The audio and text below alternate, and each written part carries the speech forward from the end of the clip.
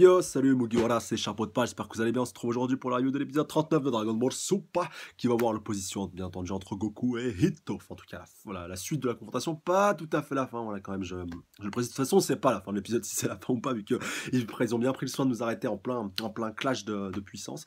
Mais en tout cas, franchement, un superbe épisode, franchement, de bout en bout. Alors, pour une fois, voilà, vous avez vu, j'ai pas mes petites notes auprès de moi, parce que j'en ai pas eu besoin, tout simplement, que c'était vraiment de la pure fight, comme on les aime, à la DBZ, voilà, vraiment, à la bonne DBZ des familles, franchement, de la bonne grosse baston avec des retournements de situation, des nouvelles techniques, enfin tout ce que vous voulez, enfin vraiment à l'appel autant pour Goku que pour Hit, on a eu du très très bon et franchement franchement impressionné par cet épisode, franchement, et même l'animation. Alors là, franchement, ceux qui gueulent tout le temps sur l'animation, voilà, j'ai souvent des retours qui me disent ouais, l'animation, machin, nana, machin, nana. Bon, d'accord, c'est vrai que DBS, DBS pour l'instant, ça cassait pas trop patin et canard, mais franchement, l'animation là pour cet épisode-là et pour un point particulier de cet épisode, franchement, c'était très bien. Moi, franchement, voilà, après moi, je suis pas un gros, comment ça s'appelle, je suis pas un gros, très gros pointilleux au niveau de l'animation. Enfin voilà, faut qu'il y ait, comment on pourrait qualifier ça, genre quand il y a une pierre qui est pétée, faut qu'il y ait des particules qui volent près du personnage. Non, voilà, je suis peut-être pas à ce level-là, mais par rapport au rendu des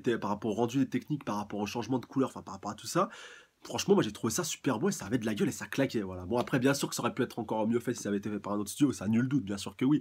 Mais par la Toei, franchement, par rapport à ce qu'on nous a habitué pour l'instant dans DBS, là, franchement, on était sur du très très bon. Ils ont très bien animé cet épisode. Enfin, voilà, c'était juste pour donner mon avis par rapport à ça. Certainement, beaucoup vont penser peut-être différemment de moi, mais franchement, là.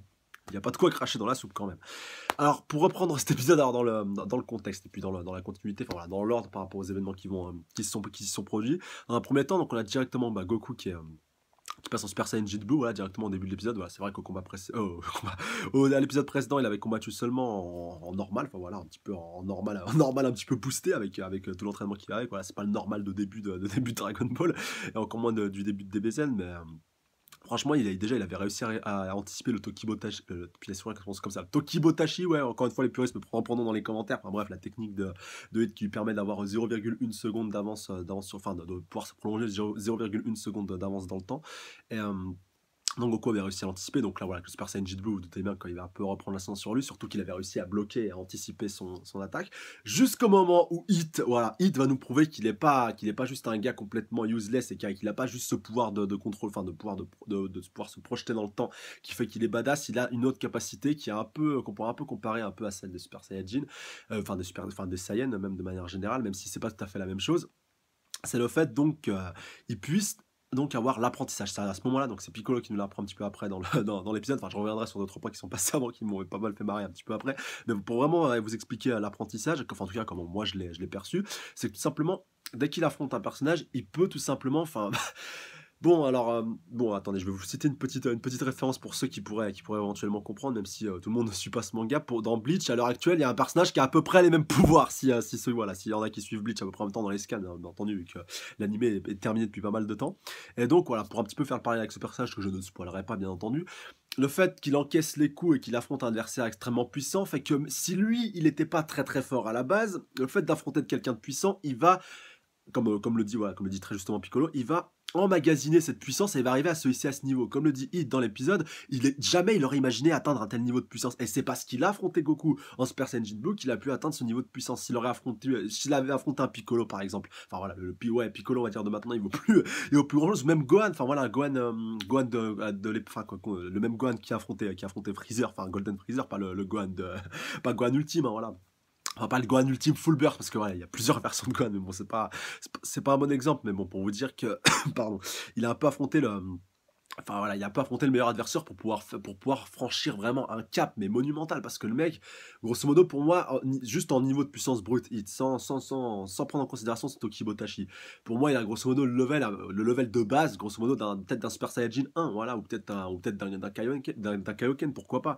Mais là, franchement, le niveau, enfin vraiment, comment il a réussi à se surpasser, ça nous montre une nouvelle évolution de Dragon Ball, et j'aimerais beaucoup savoir, voilà, si c'est enfin, voilà, comme j'ai été amené à le penser, un membre de la race de Freezer, mais modifié, voilà, un petit peu cyborg, parce qu'il te fait un petit peu penser à Cell quelque part quand tu vois quand tu vois Hit et voilà, que c'est pas par l'entraînement et et par le fait de repousser ses limites comme le Super Saiyajin et comme même Freezer, voilà, Freezer qu'on a pu le voir, lorsqu'il est revenu et qu'il s'est transformé en Golden Freezer et puis même avant avec ses différentes transformations. Non, c'est plus lui, c'est plus un peu comme, il fonctionne un petit peu plus comme Cell où, il absorbe un petit peu, voilà, un petit peu et encore c'est encore un petit peu différent de Cell vu que Cell lui il absorbait puis il copiait puis il arrivait à reproduire les techniques et puis les différentes, les différents moyens puis comment on pourrait qualifier ça? Enfin, voilà, les différents systèmes, que les adversaires qu'il rencontrait, un peu comme Boubou, à part que Boubou, lui, c'est lui, il bouffait carrément ses adversaires. Mais voilà, on est toujours un petit peu sur ce même schéma, même si là, c'est encore quelque chose de différent de ce qu'on avait connu avec Cell et Boo, avec Hit. Et moi, je préfère quelque part ça. Bon, voilà, les puristes vont encore une fois me tomber dessus, mais je trouve que c'est un peu plus logique et un peu plus crédible. Et au moins, c'est original. C'est pas quelque chose qu'on a déjà eu. Et surtout que Hit, voilà, on sait pratiquement rien sur sa hâte. Ça se trouve, c'est un peu l'équivalent de Boo, je sais pas, enfin voilà, de Boo, je veux dire que c'est un personnage un petit peu unique et qu'il n'y en a qu'un seul, par exemple, dans l'univers 6. Enfin, voilà, ça pourrait avoir de la gueule, ça pourrait être intéressant. Mais en tout cas, franchement, quand tu vois la marge de progression qu'il fait, bah, c'est quand même, voilà, ça te laisse sur le cul et puis, franchement, ça a de la gueule. Moi, j'ai beaucoup aimé, en tout cas. Et donc, voilà, vous en doutez bien que cette progression phénoménale va lui permettre donc d'améliorer son Tokibotashi, où il va pouvoir passer à 0,2 secondes et puis même après en 0,5 secondes. Là, par contre, j'ai trouvé que c'était un peu too much. Passer de 0,1 à 0,2, ouais.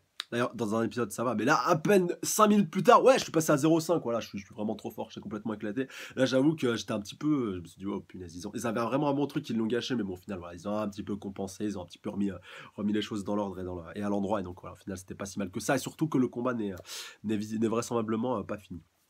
Et donc, pour reprendre un autre point aussi important, voilà, pour revenir un petit peu avant, au moment avant qu'on ait la révélation de l'apprentissage par Piccolo, c'est bien, voilà, j'ai bien aimé ce passage où on a donc Goku qui se transforme en Super Saiyan Blue et juste après, t'as Hit qui concentre sa puissance et qui fait Ouah qui commence à crier, à gueuler, voilà, vraiment à se lâcher. Et donc, Goku qui lui dit, mais t'as pas augmenté ta puissance en fait, c'est quoi le délire, c'est quoi les bails. Et en même temps, t'as Champa qui lui dit, ouais, quoi, il a crié, il a pas augmenté sa puissance, c'est quoi ce délire. Enfin voilà, j'ai beaucoup aimé. Champa, il m'a énormément fait marrer dans cet épisode, c'était juste un truc de fou. Et franchement, par rapport à Hit, voilà, comme plus tard le dira Vados, en fait, il a simplement copié Goku pour essayer de lui faire croire donc il avait augmenté sa puissance, alors qu'au final, il n'en était rien. Voilà, qu'il avait juste copié ça. Et puis même Bio, il était un petit peu choqué. Il lui dit, oh, mais il a pas augmenté sa puissance. Et Whis, donc, lui dit, non, de toute façon, il a pas augmenté sa puissance. C'est pas très, très grave. C'est pas grand chose et tout. Mais bon, voilà, au final, il a quand même augmenté sa puissance un petit peu après. Enfin, je veux dire, il a pas augmenté en concentrant, en gueulant et en criant. Et même, voilà, même les Kaio qui étaient un petit peu. T'es un petit peu étonné, un petit peu surpris, même un petit peu après, comme on le reverra un peu plus tard dans l'épisode, quand Goku activera une certaine technique. De toute façon, je vais pas tarder à y venir, vu qu'on va arriver à ce point-là. Mais vraiment pour montrer que Hit, avec sa puissance vraiment décuplée, il a littéralement éclaté Goku en Super Saiyajin Blue et sans trop forcer. Bon, certains me diront, ouais, mais t'as vu, il a fait pareil avec Vegeta et tout. Enfin, ouais, mais bon, faut pas abuser non plus. Le Super Saiyajin Blue, c'est quand même un certain level. Enfin, limite de montrer, de nous expliquer que Hit donc avait cette capacité donc à surpasser son niveau et à pouvoir se hisser à un level qu'il avait jamais atteint grâce à son apprentissage, ça décrédibilise pour moi un petit peu le fait qu'il ait pu éclater Vegeta aussi facilement. Enfin, certains vont peut-être pas comprendre vont peut-être pas comprendre mon point de vue par rapport à ça, mais Vegeta il avait quand même un certain level. Enfin voilà, il était quand même au niveau Super Saiyan Blue, c'est pas rien non plus. Et quand tu vois que Hit, il l'a battu sans même prendre la peine d'essayer de franchir, pourquoi il s'est pas servi de son apprentissage directement contre Vegeta? Enfin voilà, c'est ça que je comprends pas. Ça aurait été crédible s'il l'avait battu tout simplement en arrivant donc à absorber sa puissance et pour pouvoir arriver donc à la retourner contre lui. Alors que là, juste deux trois petits coups à gauche à droite avec son Tokibotashi, allez hop, j'ai touché tes points vitaux, t'es fini. Enfin voilà, non, moi pour ça, je trouve ça un petit peu too much. Mais Vegeta méritait une sortie un peu plus honorable, un peu plus en grande pompe.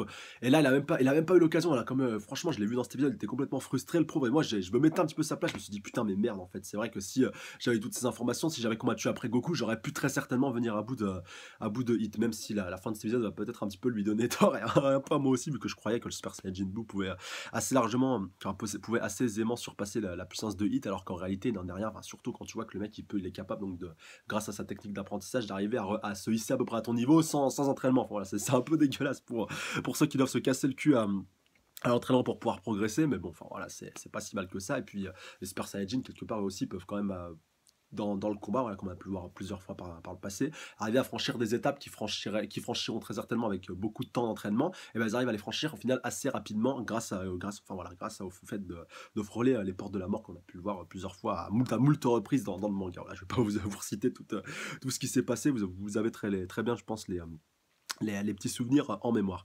Et donc pour revenir à la suite de cet épisode et par rapport vraiment au fight, vraiment la deuxième partie de Hit qui lui dit de toute façon il veut pas abandonner, alors est-ce que je le bute et puis on termine le combat, et puis même l'arbitre voilà qui au bout de 2 secondes qui dit le vainqueur et puis alors que Goku il est au sol depuis à peine 2 secondes, enfin là faut arrêter. Bon d'accord, on essaie un petit peu de jouer sur nos nerfs, essayer de nous faire croire que Goku va perdre, enfin, en tout cas pour cet épisode là, après on advienne que pourra dans le prochain, mais dans cet épisode là j'étais convaincu que Goku allait pas perdre aussi facilement. Surtout qu'on n'avait pas encore vu cette nouvelle technique à ce moment-là. Donc voilà, ça c'était vraiment, j'avais vraiment zéro flip à ce moment-là. Et donc après va arriver cette fameuse technique. Une technique que beaucoup avaient pressentie. J'avoue que même moi, la semaine dernière, quand on avait commencé à faire un petit peu à théoriser par rapport à la future technique, moi, il y en avait deux qui ressortaient du lot. C'était soit une nouvelle transformation, mais ça, j'aurais trouvé ça un peu too much. Soit donc le grand retour du Kaioken qui aurait pu avoir de la gueule. Voilà, pas mal l'ont soumis dans les commentaires. Bon, certains avaient peut-être lu. Avait peut-être lu les titres des chapitres, non? Puis maintenant que j'y pense, avec le titre du dernier épisode qu'on a eu dans la preview, je crois pas que ça spoilait le retour le retour du Kaioken, donc non, ouais, voilà, par, je pense pas, enfin non, en tout cas ça n'a pas à ma connaissance. Et donc finalement le Kaioken qui fait son retour en grande pompe de manière au final assez logique. C'est vrai que ça fait un petit moment qu'on l'a pas vu. Et j'ai bien aimé la justification là qu'on a eu par les Kaioshin un petit peu après, voilà, juste pour reprendre ce dernier point là. Après je crois que j'en aurais fini avec les Kaioshin pour cet épisode là. Et voilà, quand tu sens vraiment que les producteurs et puis Toriyama ils ont voulu se glisser, enfin voilà, parler à travers les Kaioshin. Oui, alors en fait, si le Kaioken avait disparu depuis autant de temps, c'est parce que Goku, avec son Super Saiyajin, il pouvait pas contrôler son Kaioken en même temps. Du coup, bah ça pouvait pas vraiment être crédible et puis Goku risquait un petit peu sa vie. Alors que là, vu qu'il est vraiment calme avec son Super Saiyajin Blue qu'il est posé, il peut revenir au Kaioken, vous voyez. Enfin voilà. Bon, désolé pour cette imitation un petit peu foireuse. Non mais voilà, non mais la justification à 2 balles quand même. Mais bon, au moins on aura au moins eu le mérite de l'avoir dans l'épisode où le Kaioken a fait son grand retour. Et voilà, au moins pour les vieux de la vieille qui attendaient le Kaioken depuis plus de 20 berges facile, mais franchement là, vous avez dû prendre votre panard, mais puissance 1000, et je peux vous comprendre totalement parce que le Kaioken, moi quand j'ai découvert, enfin, voilà, quand je me suis mis à fond dans Dragon Ball, quoi. Voilà, je connaissais un peu l'œuvre de manière un petit peu de manière extérieure, mais quand je me suis mis vraiment dedans, quand j'ai vu le Kaioken, je me suis dit putain, mais ça a de la gueule, pourquoi ils l'ont pas exploité plus que ça? Et après, il y a le Super Saiyajin qui est arrivé avec toute la surenchère qu'il y a avec, après il y a eu la fusion, enfin il y a eu tout ce que vous voulez. Et franchement, que après tout ça, après tout ce qu'on a eu, toutes les transformations de Super Saiyajin qu'on a eu, on revient au Kaioken, on revient un peu aux fondamentaux et aux sources et à la base. Franchement, je trouvais que ça avait de la gueule et franchement franchement ça avait de la gueule et ça avait du sens. Limite, j'aimerais bien que le Kaioken fasse un retour et puis que Goku fasse un mix avec son Super Saiyajin normal. Les puristes, corrigez-moi dans les commentaires si ça a déjà eu lieu dans le passé dans les films ou autres, parce que j'ai pas maté tous les films, malheureusement pour moi, honte à moi, je sais. Mais franchement, rien qu'avec le Super Saiyajin normal, déjà, j'aimerais bien voir ce que ça donne. Et puis certains, enfin, je sais pas si c'est possible, vu que techniquement les Kaio disent qu'en Super Saiyajin Nord, enfin, il y a qu'en Super Saiyajin Blue, où t'es vraiment calme, posé, zen, attitude, mais complètement pété, que tu peux donc. Fusionner les deux. Enfin, apparemment, c'est ce qui nous explique. Alors après, advienne que pourra, si à l'avenir on voit un Super Saiyajin, un Super Saiyajin 2, voire un Super Saiyajin 3 Kaioken, franchement, Super Saiyajin 3 Kaioken, ça aurait de la gueule, franchement. Enfin, là, j'imagine un petit peu le concept, ça pourrait vraiment avoir de la bonne grosse gueule. Mais bon, en tout cas, voilà, le Kaioken qui fait son retour, Goku qui va littéralement massacrer, qui va marave sa race, ce pauvre Hit qui va se faire valdinguer dans tous les sens. Même il lui dit, de toute façon, voilà, c'est à ce moment-là que Hit grâce à son apprentissage, passe à 0,2 secondes, donc tu le vois se projeter dans le temps, donc avec sa dimension un petit peu spatio-temporelle, donc voilà, hop, voyage dans le temps, 0,2 secondes, et Goku qui l'attend l'arrivée, qui le bloque, qui le part, qui l'anticipe, et puis voilà, vraiment un massacre dans tous les sens, et après, Hit qui lui dit, oui, mais je vais passer à 0,5 secondes, et là, tu vois, voilà, qu'ils sont à peu près à force égale, enfin voilà, ils étaient un petit peu obligés aussi quelque part de lui faire passer ce nouveau cap dans cet épisode-là, enfin pour moi, limite, ça aurait été mieux de passer de 0,1 à 0,5 direct, parce que là, 0,1, je passe à 0,2, et je passe à 0,5, enfin voilà, ça fait un petit peu beaucoup pour un seul épisode, surtout que Goku lui n'a eu que, enfin n'a eu entre guillemets que son Kaioken un petit peu en gros power, mais bien entendu que ça rééquilibre un petit peu la balance, le 0,5 secondes de projection dans le temps contre le Kaioken Super Saiyajin Blue. Enfin, voilà, même si par rapport au rapport de niveau de puissance, j'aimerais bien voir ce que ça donne, même si maintenant voilà, avec les niveaux de puissance c'est un petit peu le gros bordel, c'est un petit peu la foire à chacun sa petite idée, à chacun sa petite théorie par rapport à tout ça. Mais bon, et j'ai beaucoup aimé aussi que le petit passage, voilà, le petit avis de Beerus, voilà, quand il a appris que c'était la technique que Goku préparait pour pouvoir l'éclater, on voit même que voilà, à un moment il était quand même un petit peu en flip et il demande à Whis, et Whis, toi espèce d'enfoiré, tu le savais, voilà, parce que Whis, vu qu'un Whis a entraîné Goku et puis Vegeta, il devait un petit peu se douter, ou peut-être même que c'est lui qui l'entraînait directement à pouvoir fusionner peut-être un petit peu les deux, enfin en absence de Vegeta, vu que Vegeta a appris l'existence de cette technique, enfin de cette nouvelle fusion un petit peu en même temps. J'ai beaucoup aimé le petit flashback hein, lors de du premier combat entre Goku et puis Vegeta. Donc Goku s'était servi du Kaioken pour arriver à faire la différence par rapport à Vegeta. Et donc voilà, Vegeta qui dit punaise, cet enfoiré, il arrive encore à me surpasser. T'inquiète pas, Vegeta, un jour tu l'auras, on y croit, t'inquiète pas. Bon, franchement, mais j'étais vraiment dégoûté pour Vegeta, le pauvre qui s'est décarcassé pour arriver à rattraper son retard. Et limite, alors, c'est quoi la prochaine étape? Vegeta Kaioken. Alors, franchement, Vegeta Kaioken, ça pourrait avoir de la gueule. Bon, ça ferait encore un peu copier-coller sur Goku. C'est comme si Vegeta apprenait la technique donc, de téléportation de Goku, ou même Gohan. Enfin, Gohan, ça aurait du sens vu que c'est son fils, mais ou même Goten. Mais voilà, bon, les petits vont encore rester de côté, je pense, pas mal de temps. Après, pourquoi pas dans un prochain arc de DBS, ça pourrait aussi avoir de la gueule. Mais là, franchement, ça ferait un petit peu copier-coller. Enfin, voilà, j'aime bien que les personnages puissent faire un petit peu leur différence et puissent voilà, surtout que déjà ils sont de la même race, sont des Saiyans encore, ce seraient deux races différentes, voilà, avec Piccolo ou avec d'autres races comme la race de Boo, enfin comme Boo qui est un petit peu unique, ou même la race de Freezer, voilà, tu vois un petit peu des choses différentes, mais déjà là que t'as voilà, deux des personnages un peu emblématiques de la série, ils utilisent les mêmes techniques et ils sont de la même race, enfin les mêmes techniques, ils ont à peu près les mêmes, comment on pourrait qualifier ça, les mêmes prédispositions. Après s'ils font tous deux les mêmes techniques, déjà qui se copient un petit peu par rapport au Super Saiyajin et aux transformations, bon, c'est un petit peu, tu peux pas y échapper, mais si Vegeta commence à faire du Kaioken, punaise, plus de la technique de téléportation, enfin, voilà, ça ferait vraiment un petit peu too much. Et voilà, Vegeta, le pauvre, lui, il a eu que le Majin, voilà, un petit peu le Majin Vegeta, à l'époque où Bibidi, et puis toute la clique, et puis Boo était là. Et donc, il a pu donc se servir du Majin pour pouvoir arriver donc, à décupler sa puissance. Voilà, il avait de la gueule, mais le Majin, on ne va pas le retrouver tout de suite. Et j'aimerais bien que Vegeta ait un petit peu un équivalent, quelque chose d'un petit peu nouveau que Goku ne pourrait pas avoir, qui lui permettrait un petit peu d'équivaler, enfin voilà, je sais pas si ça se dit, je suis en train d'inventer des mots, qui pourrait grosso modo lui un petit peu le ramener à égalité avec Goku par rapport au Kaioken, voilà, un petit peu un équivalent. Alors peut-être un Kaioken des dieux de la destruction, pourquoi pas, voilà, je pars un petit peu loin, mais une technique qui serait qu'à lui, voilà, que Goku ne pourrait pas lui copier, qui serait un petit peu atypique à lui. Bon, certains me diront, ouais, mais c'est normal que Goku ait plus de techniques différentes, c'est le héros et tout, et puis au final c'est toujours lui qui doit gagner. Ouais, mais Vegeta, punaise, il mérite au moins d'avoir une fois un petit peu le beau rôle, surtout que je crois que j'avais vu dans une interview que Toriyama avait déclaré qu'il voulait même mettre un peu plus Vegeta en avant dans DBS, voilà, lui donner un petit peu le premier rôle. Donc voilà, après on aura peut-être l'occasion de voir ça dans de futurs arcs, mais j'espère que Vegeta va lui aussi avoir de la marge de progression en dehors des transformations, donc Super Saiyajin Blue, voilà, enfin, Super Saiyajin et tout ce qui va avec, et qu'il aura vraiment un réel power-up qui n'appartiendra qu'à lui. Voilà, mettez-moi dans les commentaires si vous êtes d'accord avec moi par rapport à ça, si vous aimeriez bien que Vegeta soit un peu plus mis en avant, un peu plus mis en valeur, et que ce soit pas toujours Goku qui a le beau rôle. Voilà. Franchement, ça pourrait avoir de la gueule, surtout que ça a déjà été fait par le passé lors de la saga Cell, parce qu'au final, c'était quand même Gohan qui avait éclaté Cell, c'était pas Goku. Bon, même si Goku avait fait le sacrifice ultime, voilà, et qu'au final, il pouvait pas, il pouvait pas non plus terminer, mais voilà, c'est pas impossible, juste pour un arc, franchement, sur un arc, de laisser le beau rôle à Vegeta, franchement, ça aurait de la gueule, et ça ferait plaisir à tout le monde. Enfin, voilà, je fais peut-être un petit peu mon fanboy de service, mais j'ai envie de voir ça, et franchement, je pense que je suis pas le seul. Encore une fois, laissez-moi dans les commentaires par rapport à tout ça. Ah, donc pour revenir à la fin de cet épisode avec donc le Kaioken, voilà, Super Saiyajin Buu, voilà, vraiment Goku qui se défonce, qui se décarcasse, et donc Hit qui arrive quand même à peu près à bien tenir la baraque, voilà, comme je vous disais, avec son 0,5 secondes, donc ça tient c'est à peu près équivalent, et puis tu vois que tu sens quand même que Goku a bien l'ascendant, puis au final bah, il balance son Kamehameha, et puis voilà, son Kamehameha super bien concentré, voilà, avec le Kaioken x10. Et Hit lui répond tout simplement avec une technique à peu près équivalente, enfin, à peu près de même level, même si tu sens qu'il essaie un petit peu encore une fois d'anticiper. Enfin, je me rappelle au moment où Goku lui balance le Kamehameha, donc tu vois, Hit justement, voilà, qui avance sa main pile poil au moment où il faut, donc pour pouvoir répliquer. Donc voilà, au final, ça se termine dans une énorme projection de lumière, et puis on va rester donc là-dessus. Enfin, l'épisode se termine là-dessus avec le gros point d'interrogation, à savoir donc si l'un des deux a été projeté en dehors du ring, ou si les deux ont été projetés en dehors du ring, et qu'est-ce qui va se passer, et surtout qui a gagné. Voilà, je pense que j'ai fait à peu près le tour par rapport à cet épisode et par rapport à son traitement global. Alors à partir de maintenant, donc je vais spoiler la bande annonce, et donc voilà, si vous voulez pas donc entendre parler, si vous n'avez pas vu la preview, voilà, partez maintenant, et comme ça au moins vous ne vous ferez pas spoiler.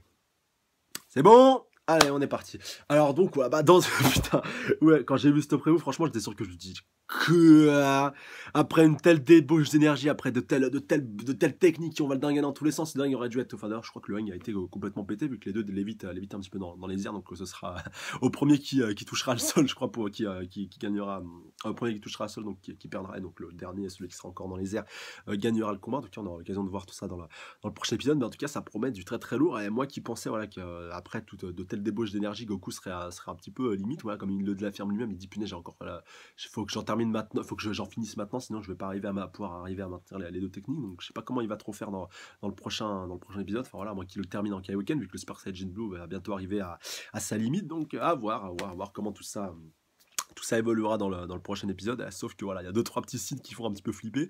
T'as Bios voilà, qui tire une tête de 6 pieds de long, donc tu t'es amené à penser, t'es fortement et forcément amené à penser que Goku s'est fait avoir.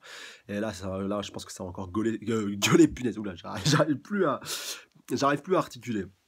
Je disais que je pense que ça va vraiment gueuler si Goku a pas encore perdu un Tenkaichi Budokai. Bordel, au final, il est vraiment autant sur des combats face à des adversaires vraiment puissants voilà, vraiment, contre lesquels il n'a pas le choix, qu'il doit les buter. Il les bute au final. Voilà, il arrive même s'il est vraiment amené au port de la mort, il arrive quand même à les buter. Alors que Tenkaichi Budokai, les 3/4 du temps, il se fait sortir lors de la finale. Enfin, voilà, je crois que c'est le personnage Dragon Ball qui a fait le plus de finales de Tenkaichi Budokai et qui en a gagné le moins. Au final, il en a gagné qu'un seul, le pauvre.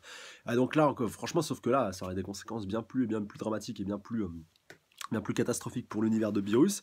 Et donc là, franchement, si Goku a perdu, alors là, franchement, j'arrête de baisse pendant un petit moment, je crois. Parce que là, ça serait même pas la peine. Et surtout, ce serait un petit peu volé de la part de Hit. Voilà. Parce que là, franchement, après la débauche d'énergie dont a fait preuve Goku dans cet épisode-là, et je pense dont il fera preuve dans le prochain épisode, voilà, c'est un petit peu too much. Et il mérite donc largement sa victoire. Et je pense que Vegeta, s'il avait eu les mêmes capacités que lui, voilà, je fais un petit peu mon forçat avec Vegeta. Je pense que Vegeta, avec un tel level que celui de Goku, mais avec un peu moins de naïveté et puis un peu plus de, comment on pourrait qualifier ça, un peu plus d'intelligence au niveau du fight, voilà, le fait de moins facilement se faire surprendre, bon, voilà, même si je sais que lui aussi ça peut lui arriver de se faire surprendre comme face à Hit, mais face à un adversaire voilà, qu'il aura déjà eu l'occasion de voir combattre, voilà, un peu à l'instar de Goku, il aurait pu anticiper et l'affronter voilà, de manière à faire en sorte qu'il se mettra pas en difficulté. Voilà, j'espère que c'est assez clair pour vous.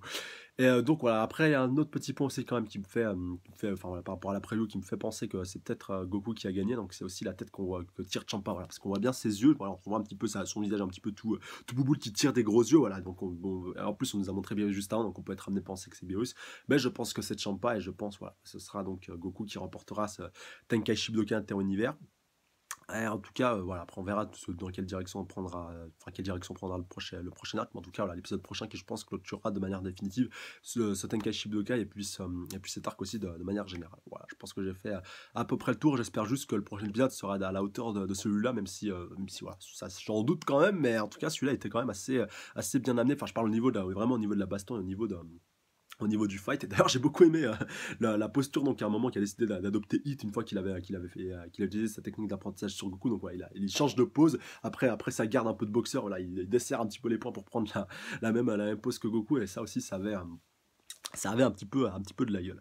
Donc voilà, comme d'habitude, n'hésitez pas à réagir par rapport à tout ça dans les commentaires, à me laisser votre avis, à me laisser voilà, quelles sont vos espérances par rapport au prochain épisode. Attention, sans spoiler, je compte sur vous. Et surtout aussi, n'hésitez pas à mettre un petit pouce bleu, commenter, partager, surtout abonner à la chaîne si ce n'est pas déjà fait pour plus de reviews. N'hésitez pas non plus à aller checker la page Facebook, le lien est dans la description. Punaise, je vais y arriver. Je suis vraiment en bout de course. Et encore une fois, un grand merci à vous les abonnés, à la fois les anciens comme les nouveaux, comme les prochains. Franchement, je vous remercierai jamais assez, surtout par rapport à Dragon Ball Super, par rapport à One Piece, par rapport à tous les grands mangas. Franchement, vous êtes actifs, même tous les mangas de manière générale, vous êtes vraiment actifs, vous êtes vraiment les meilleurs. Je vous embrasse très très fort. Franchement, un énorme big up à vous.